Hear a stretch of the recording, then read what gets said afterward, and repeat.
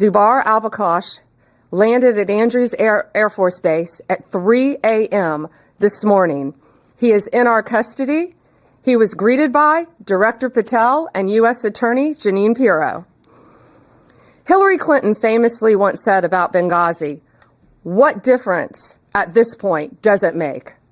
Well, it makes a difference to Donald Trump. It makes a difference to those families. And 14 years later, it makes a difference to law enforcement who made the difference in this case. Thank you, President Trump, for supporting all of our agencies around the country and around the world. Al-Bakush will now face American justice on American soil. We will prosecute this alleged terrorist to the fullest extent of the law. He'll face charges related to murder, terrorism, arson, among others. Let this case serve as a reminder. If you commit a crime against the American people anywhere in this world, President Trump's Justice Department will find you. It might not happen overnight, but it will happen. You can run, but you cannot hide. We are immensely grateful to our partners, especially at the State Department and the CIA, who lost lives in the Benghazi attack. Director Patel and the FBI agents did tireless work to track and arrest this man. I want to thank everyone standing behind me, all the agents who work so great with our lawyers, with our national security lawyers, and around the world to bring this terrorist to justice. And I have a statement to read from Director Radcliffe. He wanted to be here. He couldn't be here. He's busy protecting our world. He's deeply grateful for the relentless efforts of the Department of Justice and the FBI to bring justice to the individual allegedly responsible for the death of Americans in the horrific 2012 Benghazi attack. CIA and the nation will never forget the extraordinary services and sacrifices of Tyrone Woods and Glenn Doherty, who gave their lives in defense of others and exemplified the very best of our agency. I'd now like to turn it over to Director Patel for remarks, and I again want to thank him for his relentless work in this case. General, thank you. And I want to steal one of your lines. Never forget. Pam never forgot. The President never forgot. This FBI never forgot. And certainly U.S. Attorney Pirro never forgot. When an act of terrorism of this magnitude strikes at the heart of our nation, we go to work. President Trump has given us the full resources at the FBI and across the interagency to make sure we deliver justice. And Pam, you're right. Dan and I did sit down early on about this to bring justice, but you led the effort. You brought together the interagency.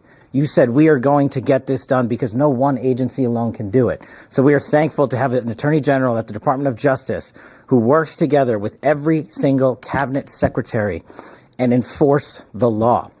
What you saw today, and I want to get, or what you're going to see today, I want to address in a minute, but I want to remind the folks out there the work of this Department of Justice. We were here just a few short months ago talking about how we were going to raise the RFJ for another violent offender on the run, Ryan Wedding. And what did we do under Attorney General's leadership? And what did we do when President Trump said, go get the worst of the worst? We captured him. We captured together, under President Trump's leadership, 6 of the FBI's most wanted fugitives in 1 calendar year. To put that in perspective, that is 2 more than the entirety of the prior administration. And you cannot do that alone at the FBI. You have to have an Attorney General and a Department of Justice willing to prosecute, willing to go to the 4 corners of the earth and make sure we deliver justice. And that's what we're doing here today. I was at the airfield with U.S. Attorney Pirro earlier this morning when we did the formal foreign transfer of custody of Bakush into U.S. custody to face prosecution under her auspices and her office. And the Department of Justice are going to execute justice for the fallen. As a young prosecutor at CTS in the National Security Division, I worked on the Benghazi case. This was very near and dear and personal to me. We lost 4 brave Americans in Chris, Sean, Kyle, and Steve. And we can never, ever, ever forget them. Ever. And we will not. In order to put something like this together, it doesn't happen overnight. The FBI's hostage rescue team the FBI's Critical Incident Response Group, our Special Flight Operations Unit, and countless others, along with the agents in the New York field office who never forgot Benghazi and never let the world forget it, endured over a decade to bring yet another terrorist who killed 4 Americans to justice. That is a relentless pursuit of mission that can only happen when you have an interagency who's willing to get after it. I'm extremely thankful to the CIA and Director Ratcliffe and our other law enforcement partners for making sure that the world knows that if you kill an American citizen in an act of terrorism, we will hunt you down. We will bring you to justice, and you will face justice here in America, not in another court and not in any other proceeding around the world, but here. You killed our own, so we are going to take it to the streets to make sure you are held accountable. Once again, I'd really like to thank the entirety of the FBI, headquarters divisions. There are so many moving pieces to actually execute a foreign transfer of custody. And now we're talking about the 7th, the 3rd in just a couple of weeks. And I don't know if that has ever happened before in U.S. history. It's happening because President Trump backs the blue. President Trump has given law enforcement the resources we need to take the fight across the world. And the Attorney General has been relentless in her mission to make sure that these victims are remembered and that we bring them some semblance of peace by bringing those who killed their loved ones to justice. It's a little full circle for me. Yes, then Director Deputy Bongino and I did sit down and said, how are we going to get this guy? How are we going to find the individual responsible for the Benghazi attacks? And we sat down with Jeanine Pirro, and we sat down with the AG and her team and the Deputy Attorney General. And every single day, every single week, we talked about how we would do it. And we're here today because we have an interagency that is led by superior individuals who have one shared goal: protecting America and our lives and our future. And to any others out there who wish to do harm, especially commit acts of terrorism here and around the world, this is the feat you will meet. You will not be forgotten by us. We will chase you down. And it is a privilege and an honor to be the director of the FBI and come full circle for me, especially on this Benghazi case, especially with the families I know so well. And for me to you, the families, I just want to personally say, I continue to pray for you. I hope that we can give you a little bit of peace in the utmost difficult of times when you have lost loved ones. And I just want to thank President Trump for delivering that peace and that modicum of justice. Thank you, Attorney General. Thank you, Director. Thank you, Director. And it's now my honor to introduce the woman who will be prosecuting this alleged terrorist, U.S. Attorney Jeanine Pirro. Thank you, Attorney General. 14 years ago, Americans watched in horror as a scene unfolded in a foreign land, in one of the most dangerous places in the world for Americans, Benghazi, Libya. An American ambassador, elite military personnel, and a State Department employee were all violently murdered. For 13 hours, the American cavalry never came. For 13 hours, they waited for help that never came. Today, President Trump is making sure that American justice is coming for those individuals responsible for the deaths of those 4 Americans. Kash is now on U.S. soil because of the President, Attorney General Bondi, and Kash Patel. The FBI, the Department of Justice, never forgot. There are prosecutors in this room right now who have been in the office for 13 years and have consistently handled this matter in this case. This department will never forget the seemingly forgotten in that outpost in Benghazi. Kash was first charged by complaint in 2015, which was sealed for 11 years. An 8-count indictment, has been unsealed, and it charges Kash with the murder of Ambassador Chris Stevens, the murder of State Department employee Sean Smith, the attempted murder of State Department Special Agent Scott Wickland, and conspiracy to provide materials for terrorists and support that resulted in the death of 4 Americans. as well as arson at the special mission. I don't have to go through all of the facts, but every one of us remembers this case. I reported on it when I worked at Fox. I had relationships, as Kash Patel just said, with the families. And last night, as soon as they were in custody, because of Pam and because of Kash, we had a limited unsealing order from Judge Cooper that allowed me to speak to the family members to let them know that justice was coming for the Kash. I spoke with Sean Smith's mother, who I've known for years and have communicated with for years. I spoke with Tyrone Woods' widow, Dr. Dorothy Woods. I spoke with Ambassador Chris Stevens' family, as well as Glenn Doherty's brother, Greg, as well as his widow. These were people who never expected that justice would be coming. They never knew about the determination in this room and behind me and the incredible work of the FBI along this case for years and years, because this was something that mattered. The Benghazi saga was a painful one for Americans. It has stayed with all of us.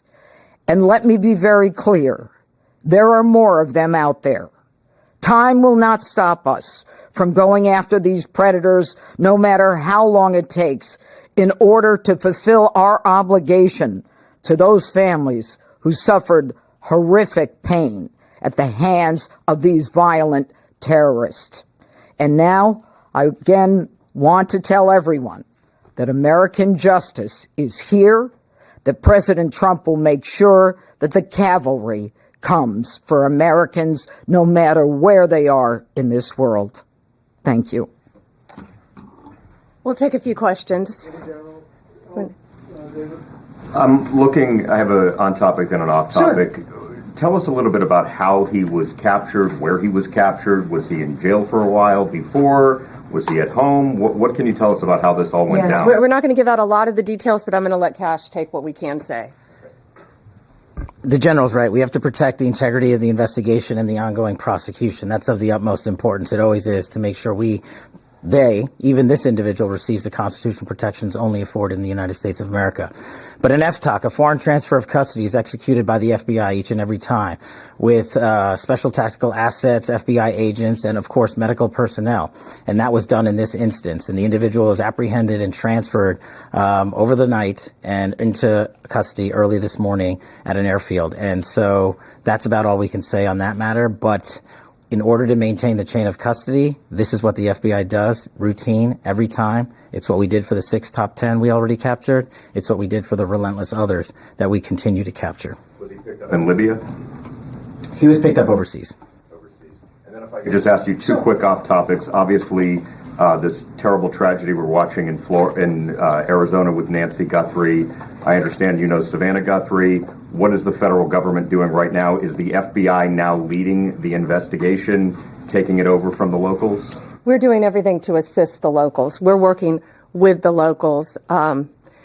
Breaks my heart for Savannah and for her family. I know she's asked for all of our prayers. So please pray for her beautiful mom, pray for her family that she's returned home. That's all we can say about that at this time. But yeah, I've known Savannah for over 30 years, and it's breaking my heart. If I may, there seems to be a little confusion with DNI Gabbard was down in Atlanta last week for the Fulton County search. Originally, this office said that she was not part of the investigation. She put in a letter to Congress that President Trump directed her to do so. And then now President Trump yesterday said that it was at your insistence that she went down there. So what is the case here? Yeah, thanks for asking that. It's that's interesting because DNI Gabbard and I are inseparable. We are constantly together, as are the people behind us. We constantly talk. We collaborate as a cabinet. We're all extremely close, know what each other, what we're doing at all times, pretty much, to keep not only our country safe, but our world safe.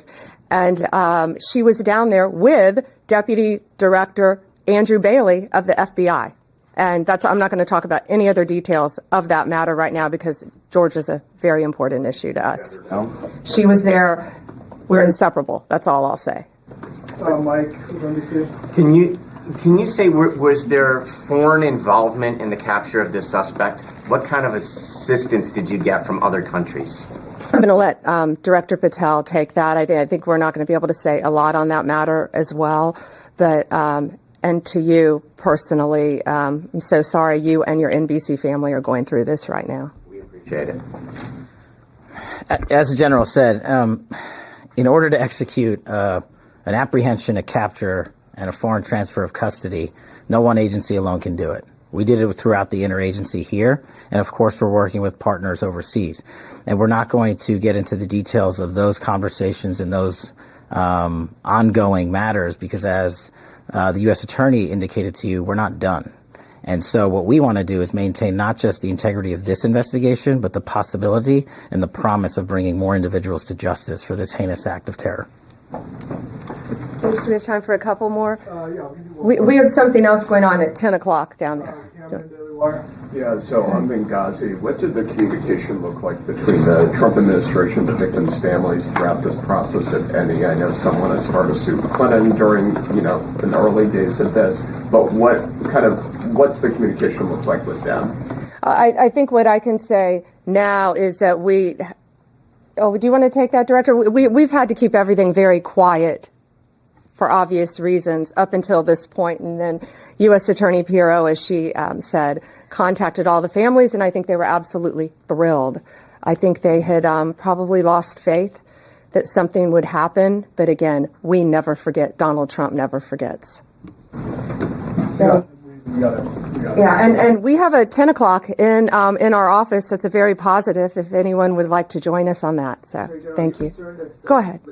That the DNI, the Tulsi Gabbard's presence in Atlanta during a law enforcement search, are you concerned at all that that could taint whatever the FBI is doing and whatever findings come from that investigation? Absolutely not. And Andrew Bailey was taking the lead down there. He's Director Patel's deputy director of the FBI. Thank you all. Thanks. Sorry about that, ma'am. Oh, it's okay.